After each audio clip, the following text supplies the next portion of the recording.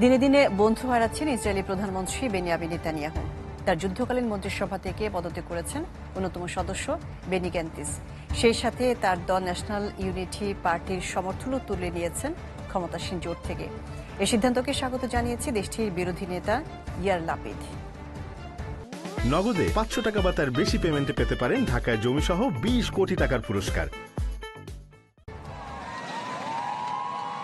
ক্রমেই বিশৃঙ্খলা বাড়ছে ইসরায়েলে। গাজার যুদ্ধ যেন সাপের ব্যাঙ গেলার মতো গলায় আটকে যাচ্ছে নেতানিয়াহুর। সন্তর্পণে চালানো আগ্রাসন নিয়ে মিত্রদের খুব একটা মাথা ব্যথা থাকবে হয়তো ভাবেননি ইসরায়েলি প্রধানমন্ত্রী।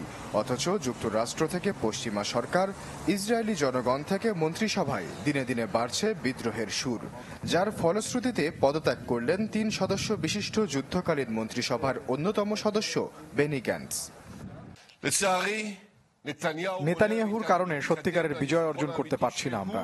সত্যিকারের বিজয় না পেলে এত ব্যয়বহুল এবং দুঃখজনক এক যুদ্ধ চালিয়ে যাবার মানেই হয় না। তাই আমরা এই সরকার থেকে সরে যাবার সিদ্ধান্ত নিয়েছি। বেনি গ্যান্টস শুধু সরেই যাননি, ধসিয়ে দিয়ে গেছেন নেতানিয়াহুকে। 120 সদস্যের পার্লামেন্টে এতদিন 69 আসনে সংখ্যাগরিষ্ঠতা ধরে রেখেছিলেন ক্ষমতাসীন জোট। গ্যান্টসের নির্দেশে সরকার থেকে সমর্থন তুলে নিয়েছে তার দল ন্যাশনাল ইউনাইটেড পার্টিও।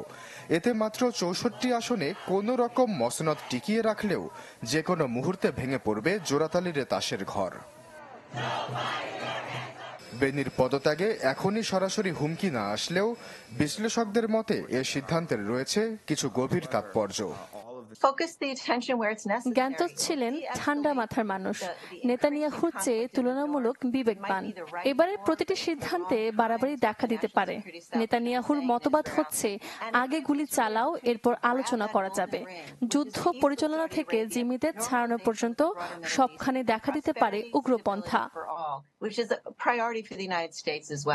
তাই দ্রুত নির্বাচন দেওয়ার আহ্বান জানিয়েছেন বেনি গ্যান্টস। এই সিদ্ধান্তকে সমর্থন দিয়েছেন বিরোধী নেতা ইয়ার লাপিদ।